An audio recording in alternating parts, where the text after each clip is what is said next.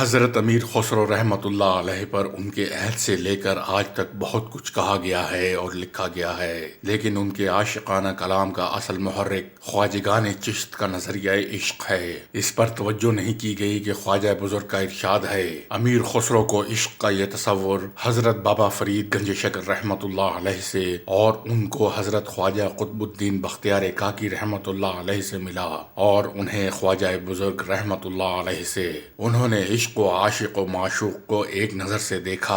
امیر خسرو 8 سال کی عمر میں حضرت محبوب الہی نظام الدین اولیاء رحمۃ اللہ علیہ کے دامن ارادت سے وابستہ ہوئے، اور رفتہ رفتہ حضرت محبوب الہی کو امیر خسرو سے ایسا والہانہ لگاؤ پیدا ہو گیا کہ وہ فرمایا کرتے تھے، اے ترک، میں اپنے آپ سے رنجیدہ ہو جاتا ہوں لیکن تجھ سے رنجیدہ نہیں ہوتا۔ حقیقت یہ ہے کہ امیر خسرو نے خواجگان چشت کے تصور عشق کو اپنے وجود میں ایسا جذب کر لیا کہ وہ ہمتن سوز و گداز عشق بن گئے۔ بس یہی وجہ ہے کہ محبوب الہی نے فرمایا کہ قیامت میں ہر شخص سے پوچھا جائے گا کہ تو کیا لایا؟ مجھ سے پوچھا جائے گا تو میں کہوں گا کہ میں امیر خسرو کا سوز سینہ لایا ہوں۔ حضرت محبوب الہی رحمت اللہ علیہ کی نصیحت بھی یہی تھی کہ معشوقوں کے زلف و خال کے ساتھ اصفہان کے شعراء کے طرز پر عشق انگیز کلام کہا کرو۔ خسرو نے اپنے مرشد کی نصیحت کو انتہائی کمال تک پہنچا دیا۔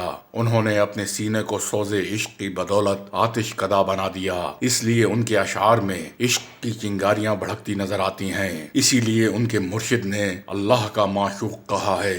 حضرت محبوب الہی رحمت اللہ علیہ اکثر دعا میں یہ فرماتے تھے، الہی اس ترک کے سوز سینہ کے واسطے مجھ پر رحم فرما۔ ان کی تمام تر شاعری اسی سوز عشق کا مکمل مظہر ہے، جو کبھی عشق الہی، کبھی عشق رسول، کبھی عشق مرشد، کبھی عشق کائنات، کبھی عشق مناظر فطرت اور کبھی عشق وطن میں ظاہر ہوتا رہا۔ انہوں نے عشق مجازی کے پردے میں عشق حقیقی کی تعلیمات کو پیش کیا۔ صوفیاء کا نظریہ رہا المجاز القنطرہ الحقیقہ، یعنی عشق مجازی عشق حقیقی کا پل ہے۔ عشق حقیقی کے لیے عشق مجازی کے پل سے گزرنا ضروری ہے۔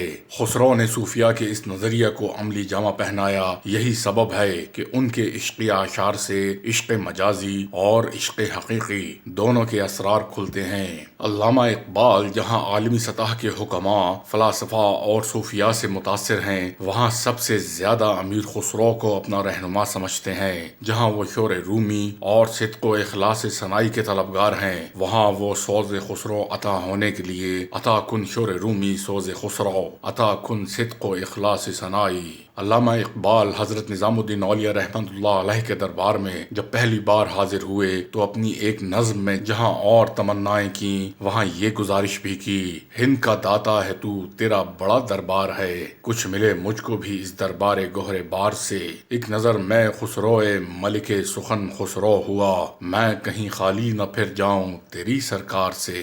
اقبال کی یہ تمنا پوری ہوئی اور وہ عصر حاضر کے خسرو ملک سخن بن گئے۔ حضرت محبوب الہی نظام الدین اولیاء نے خسرو کو ابو علی شاہ قلندر کی خدمت میں اپنا سفیر بنا کر بھیجا۔ اسی کا حوالہ دیتے ہوئے اقبال اپنی مثنوی اسرار خودی میں امیر خسرو کو اس طرح خراج عقیدت پیش کرتے ہیں، جس کا ترجمہ یہ ہے، خسرو شیریں زبان اور رنگین بیان ہیں، ان کے نغمے اللہ تعالیٰ کی شان تخلیق کا مظہر ہیں، ان کی فطرت چاند کی طرح روشن ہے، سفارت کے لیے ان کا انتخاب ہوا۔ انہوں نے قلندر ابو علی شاہ رحمت اللہ علیہ کے سامنے چنگ بجایا، جس کی آواز سے ان کا شیشہ جاں پگھلنے لگا۔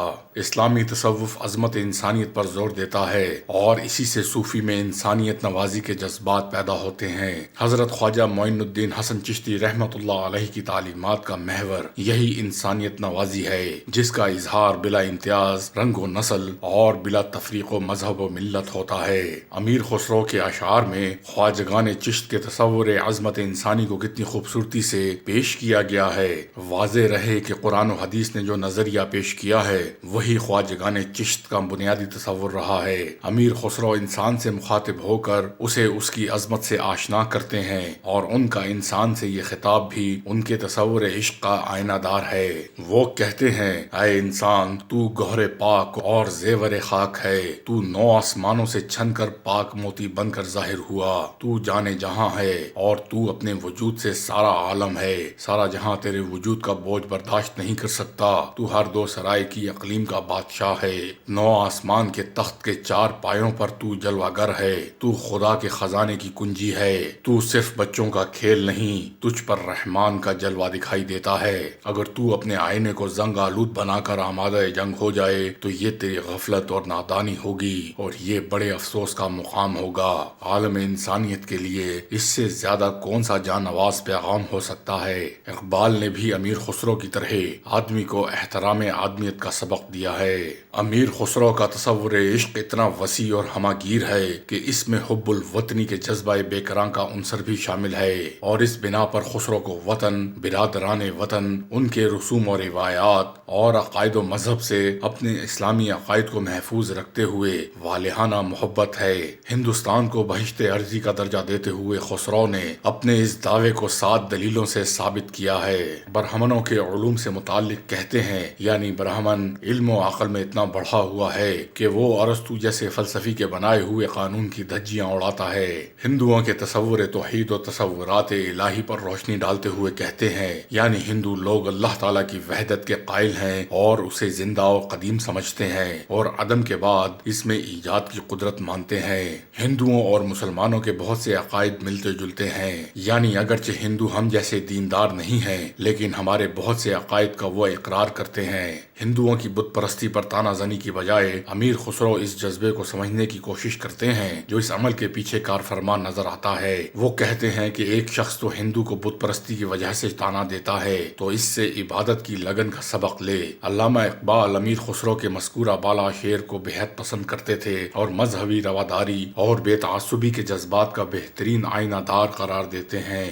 خواجگان چشت کا خصوصاً اور دوسرے سلاسل تصوف کے بزرگوں کا عموماً یہ مزاج اور منہاج رہا ہے کہ وہ بادام کے چھلکے پر نظر نہیں رکھتے بلکہ مغز کو دیکھتے ہیں۔ خواجگان چشت کے حالات و خیالات سے جو اس سلسلے کی نمایاں خصوصیات اور امتیازی صفات ظاہر ہوتی ہیں وہ یوں ہیں: عشق الہی اور سوز و گداز، مرشد کے ساتھ محبت کی غیر معمولی اہمیت، انسان دوستی، خدمت خلق، دل نوازی و دلداری، غیر مذاہب کے ساتھ رواداری اور شفقت و حکومت، اور بادشاہوں سے بے تعلقی اور ان سے دور رہنا۔ مذہبی رواداری کا یہ جذبہ خسرو نے مشائخ چشت کی تعلیمات سے اخذ کیا تھا۔ ان کے طرز فکر کا آئینہ دار حضرت نظام الدین اولیاء کا وہ واقعہ ہے جو تذکروں اور تاریخوں میں ملتا ہے۔ ایک دن صبح کے وقت وہ اپنے جماعت خانے کی چھت پر امیر خسرو کے ساتھ ٹہل رہے تھے۔ نیچے نظر پڑی تو دیکھا کہ دریا کے کنارے کچھ ہندو بتوں کی پوجا میں مصروف ہیں۔ محبوب الہی نے ہندوؤں کی محویت، مذہبی شغف